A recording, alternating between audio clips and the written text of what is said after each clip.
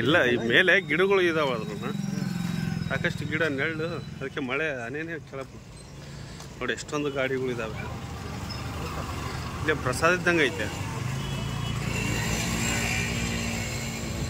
ಈ ಹಿಂದೂ ದೇವಸ್ಥಾನಗಳಾಗಲಿ ಮತ್ತು ಭಕ್ತಾದಿಗಳ ಪ್ರಸಾದ ಇಡೋದ್ರಲ್ಲಿ ಕಡಿಮೆ ಇಲ್ಲ ನೋಡಪ್ಪ. ಎಲ್ಲ ಕಡೆನೂ ಪ್ರಸಾದ, ಊಟದ ವ್ಯವಸ್ಥೆ ಚೆನ್ನಾಗಿ ಮಾಡಿಸಿರ್ತಾರೆ.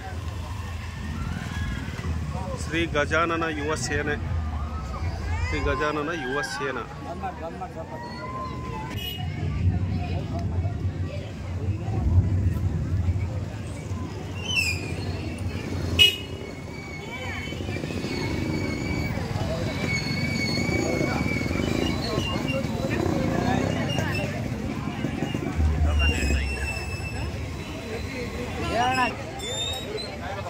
ದರ್ಶನ